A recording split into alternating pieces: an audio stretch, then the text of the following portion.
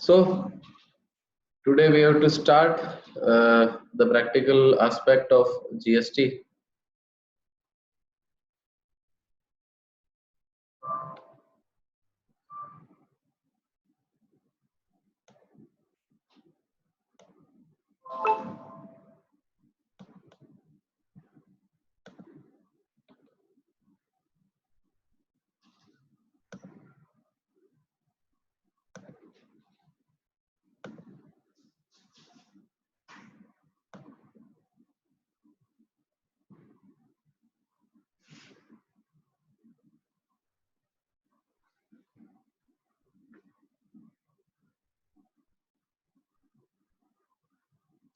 Okay. So we have completed in our yesterday's class where we have understood the accounting treatment of GST, what is IGST, CGST and SGST, and about their set of procedure and order in a particular order that thing would be considered.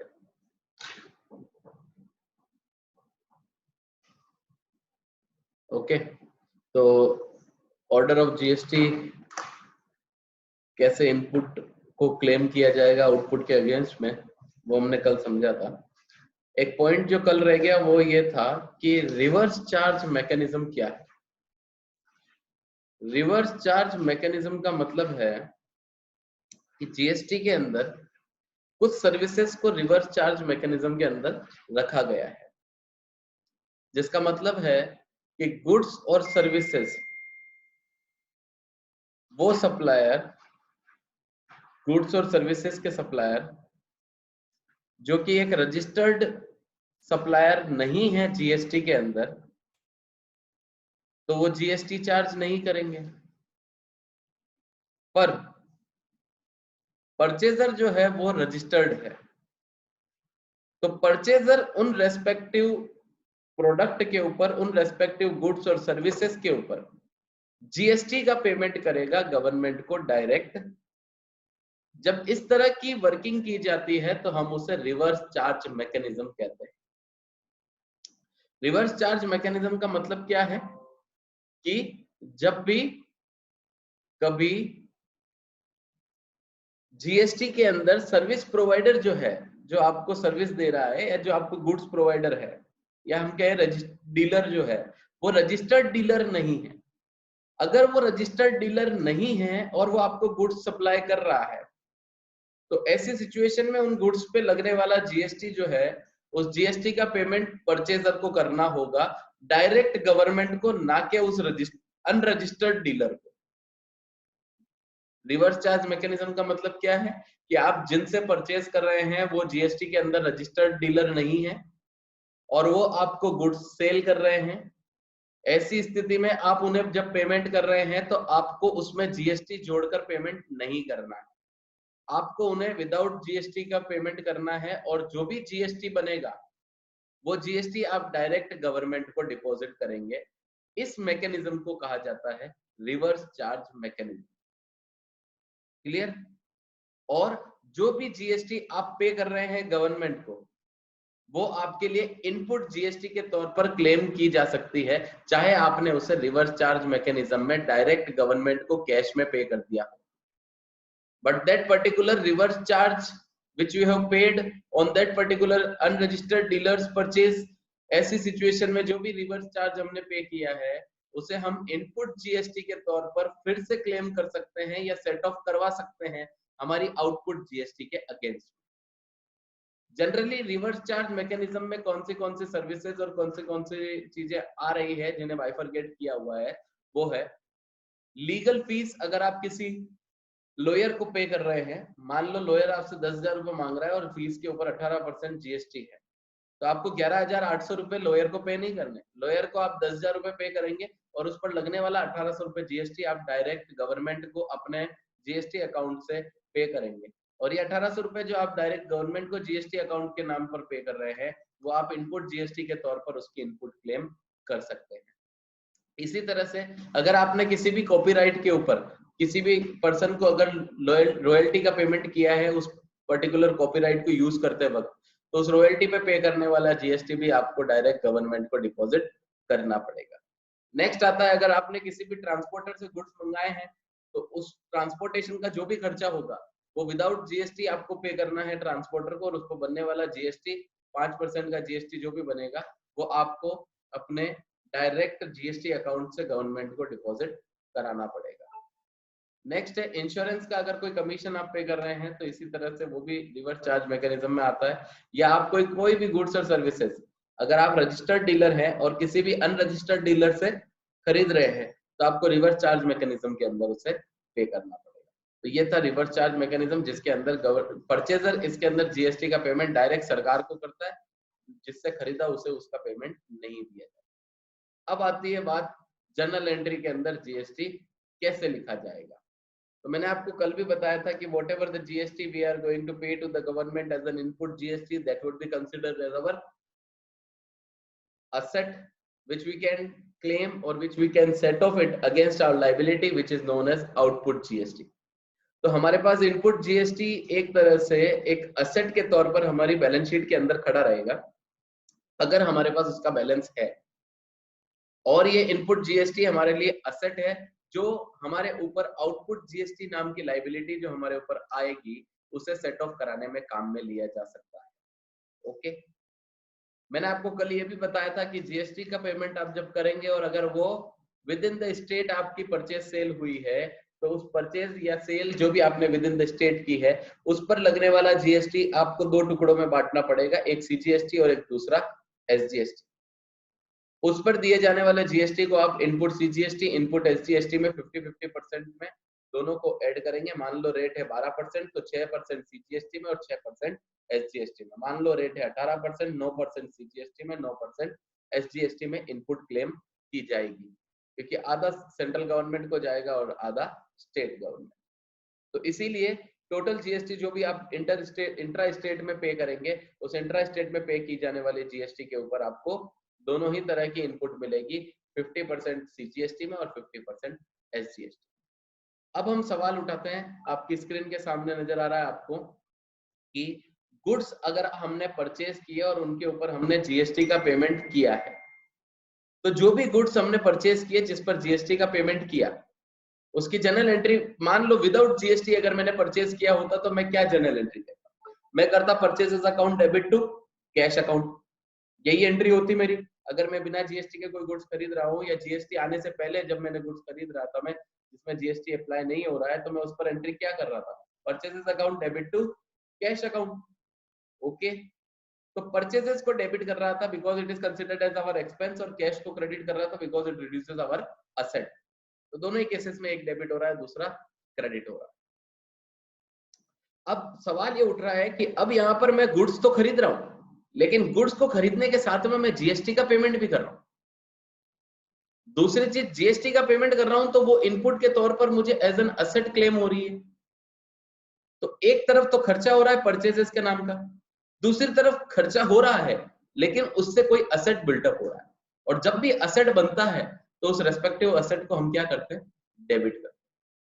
तो अब हमारी general entry क्या बननी चाहिए? Earlier, before GST, we are doing the journal entry for purchasing of goods and services as purchases account debit to cash account और bank account और creditor account. यही entry हम कर रहे थे। कैश में खरीदा तो कैश को क्रेडिट किया, चेक से खरीदा तो बैंक को क्रेडिट किया, उधार पर लेके आया तो क्रेडिटर को क्रेडिट किया, और एंट्री थी purchases account debit to cash और बैंक और क्रेडिटर, इनमें से कोई एक एंट्री हम पास कर रहे हैं। अब जो सवाल उठ रहा है वो ये है कि आप इसके साथ में 1000 का गुड्स खरीद कर लेके आए और 18% जीएसटी, जिसमें से विद इन द स्टेट आपकी परचेज है, तो इसका मतलब क्या हुआ कि 9% सीजीएसटी, 9% एसजीएसटी।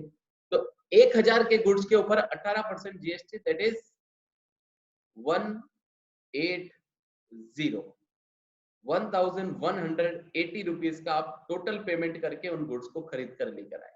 लेकिन जो 180 रुपए आपने जीएसटी का पेमेंट किया है, 180 rupees paid as in GST, that would be considered as your input and that can be claimed against our liability known as output GST. तो अब ये इनपुट जीएसटी मेरे लिए असेट बन गई, क्योंकि मैंने तो अभी 180 का पेमेंट कर दिया, लेकिन आगे जाकर किसी लाइबिलिटी को सेट ऑफ कराने में मेरे ये काम आएगी, और असेट इंक्रीज होता है तो डेबिट करते हैं। इसीलिए आपके सामने आपको एंट्री नजर आ रही होगी कि परचेजेस अकाउंट को हमने डेबिट किया है, इनपुट सीजीएसटी को भी हमने डेबिट किया है, इनपुट एसजीएसटी को भी हमने डेबिट किया, और कैश और बैंक और क्रेडिटर में टोटल पेमेंट हमारा जो भी हमने पे किया 1000 plus GST, that is 1180 rupees का हमने कैश पेमेंट किया है। तो टू कैश में हमने लिख दिया 1180। परचेजेस में हम उसे कॉस्ट पर ही रिकॉर्ड करेंगे, because whatever the GST we are paying at the time of purchase of that asset, that would not be considered as a part of cost of particular goods. तो हम उसे cost of goods के अंदर involve नहीं कर रहे, क्योंकि whatever the GST we are paying on that goods, that can be claimed against our output. तो जो भी आगे जाकर हम उन्हें बेचेंगे तब आउटपुट जीएसटी बनेगा, उस पर हम इसे क्लेम कर लेंगे। तो इसीलिए हम इसे कॉस्ट ऑफ गुड्स कंसिडर नहीं कर रहे।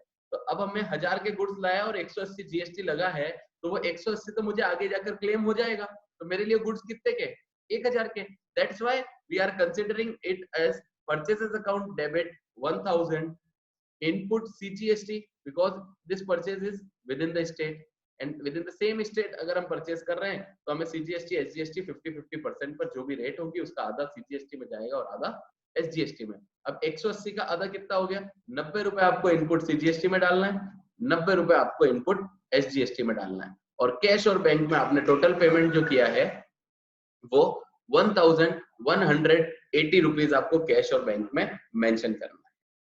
If this particular purchase is interstate purchase, अगर ये परचेज आपकी इंटरस्टेट परचेज होती तो हम क्या करते?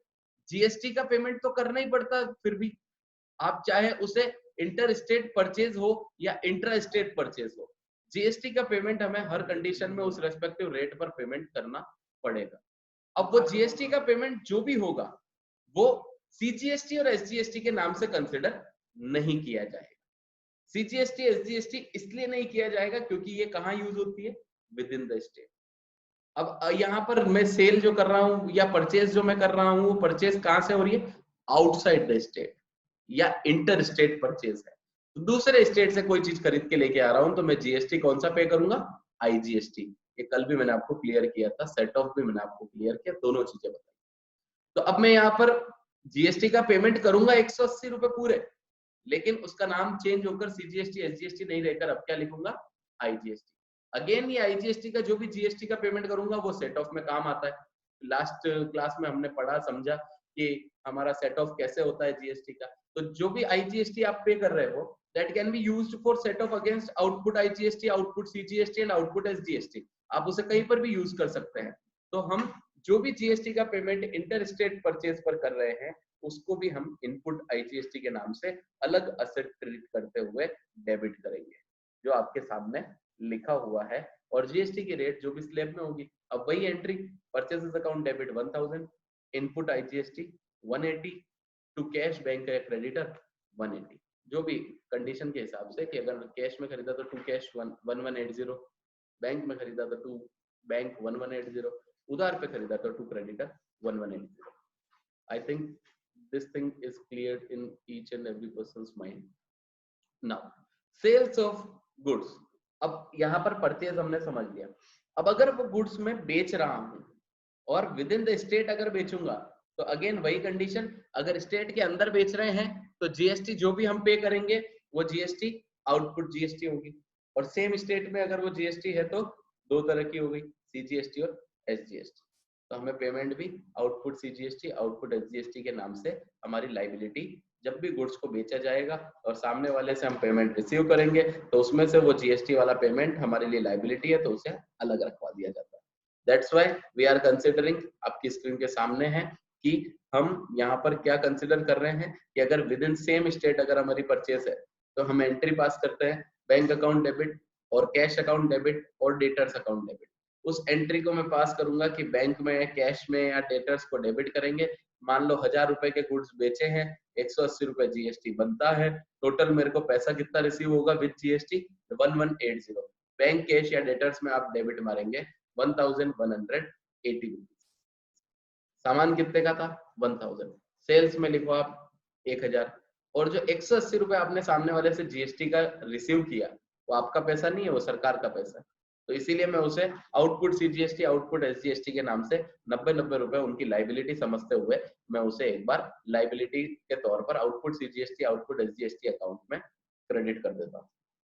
मान लो यही सेल अगर आपकी इंटर स्टेट सेल होती, मतलब with in the same state ना होकर in between two different states, तो आप किसी भी दूसरे स्टेट के साथ डील कर रहे हैं, वहां पर आपने इस गुड्स को बेचा, जीएसटी के रेट तो गुड्स के ऊपर सेम है, वन रेट वन प्रोडक्ट और वन नेशन वन रेट, तो ऐसे सिचुएशन पर आपको 180 ही पेमेंट करना रिसीव होगा।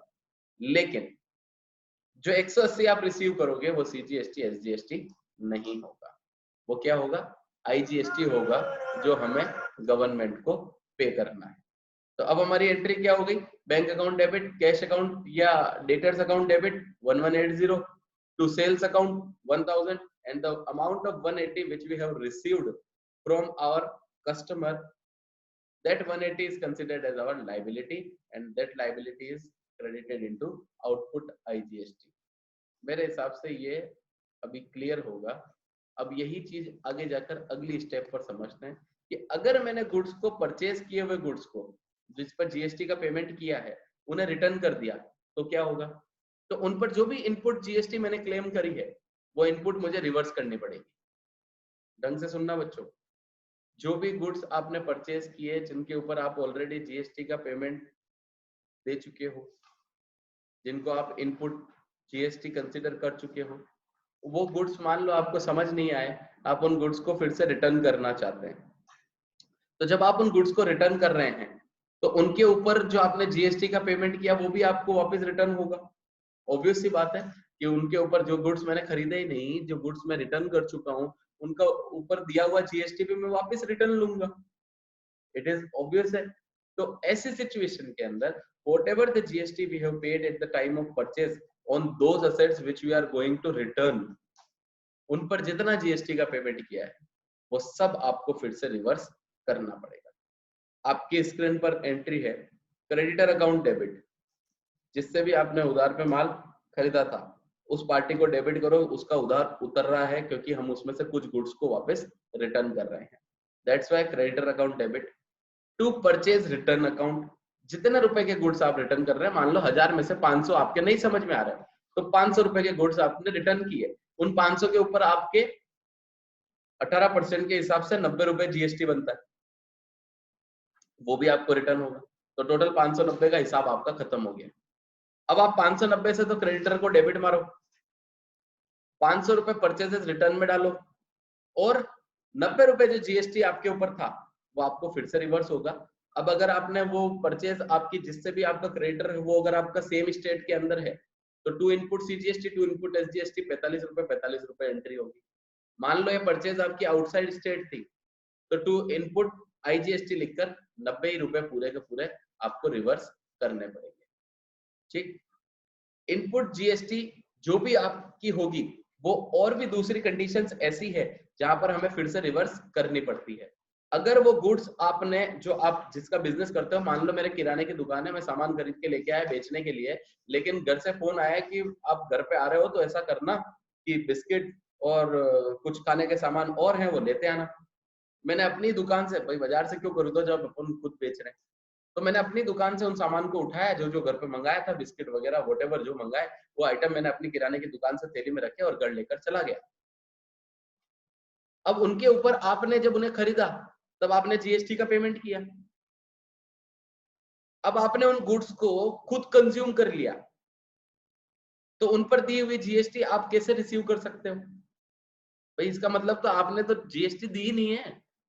भाई मैं कह रहा हूं कि मैंने सरकार को 1000 रुपए के गुड्स खरीदे और मैंने ये कह के खरीदा कि भाई मैं तो इन्हें फिर से बेचूंगा, तो सरकार ने उसे बेचने के पर्पस पे मानते हुए आपको 1000 के ऊपर 180 की जीएसटी बन रही थी, वो सरकार को आपने इनपुट के तौर पर मान ली कि भाई मैंने 180 जीएसटी आपको दे दी क्योंकि मैं इसे बेचूंगा।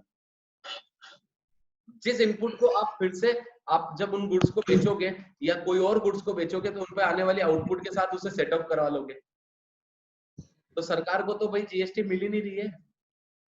तो ऐसी सिचुएशन में आप सरकार आपको ये मना नहीं कर रही कि आपने वो गुड्स जो बाजार में 1000 में बिकता है, आपके घर में वो 900 का ही पड़ रहा है, तो इसके ऊपर 900 की जीएसटी के हिसाब से काम कर लो, उसमें कोई इश्यू नहीं है ना?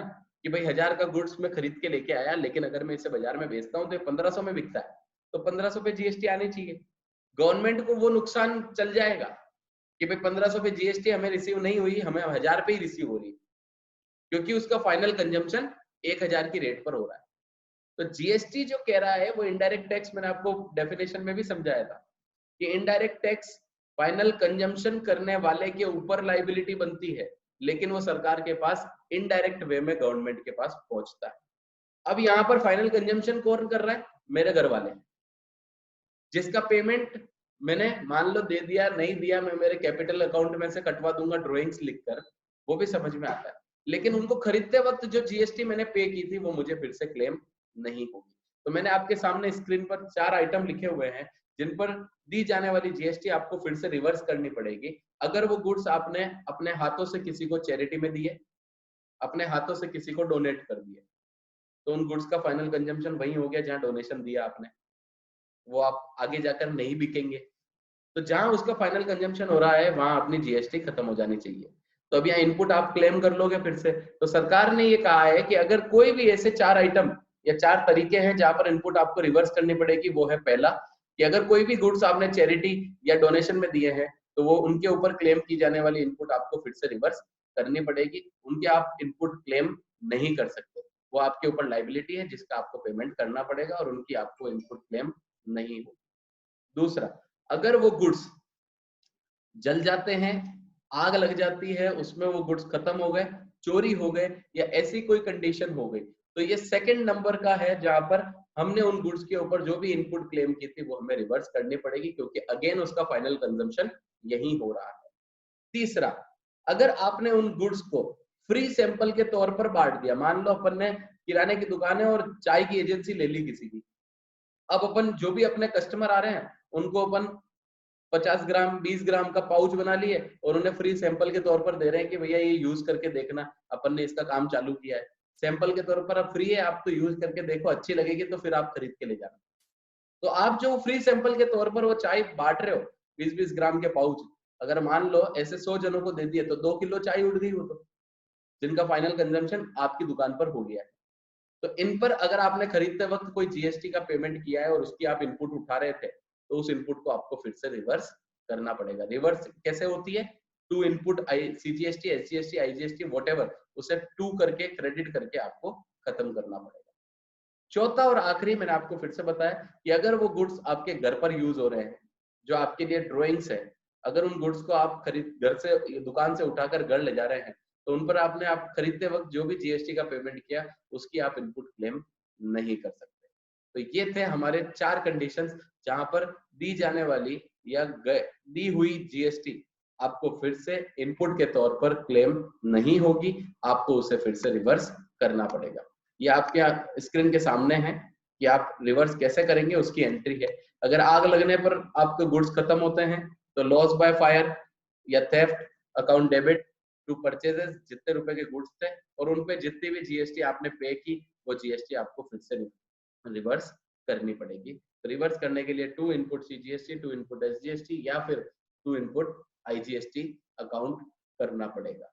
अगर चैरिटी दी है तो चैरिटी डोनेशन हमारे लिए खर्चा है, तो चैरिटी या डोनेशन अकाउंट को डेबिट करोगे और परचेजेस और इनपुट सीजीएसटी और एसजीएसटी या फिर आईजीएसटी को क्रेडिट करोगे। फ्री सैंपल के तौर पर अगर गुड्स बांटे हैं तो फ्री सैंपल के तौर पर बांटे हुए गुड्स हमारे लिए एडवर्टाइजमेंट है, एडवर्टाइजमेंट अकाउंट एक्सपेंस है, डेबिट करो, परचेजेस क्रेडिट और उन पर क्लेम की जाने वाली जीएसटी फिर से रिवर्स की जाएगी। ऐसे ही गुड्स अगर घर पर लेकर चले गए तो ड्राइंग्स के तौर पर ड्राइंग्स अकाउंट डेबिट होगा, परचेजेस क्रेडिट और उन पर क्लेम की हुई जीएसटी हमें रिवर्स करनी पड़ेगी। तो आज हमने 4 ट्रांजैक्शंस के बारे में समझा, परचेज, सेल, इनपुट जीएसटी का रिवर्स और परचेज रिटर्न, सेल्स रिटर्न। इन ट्रांजैक्शंस के बारे में समझा। कल हम समझेंगे सेल्स रिटर्न क्या होता है, परचेज रिटर्न तो मैं आपको समझा चुका हूँ, फिक्स्ड असेट खरीदने पर क्या एंट्रीज होगी, इन्हें हम क्लियर करेंगे। आज के लिए इतना ही।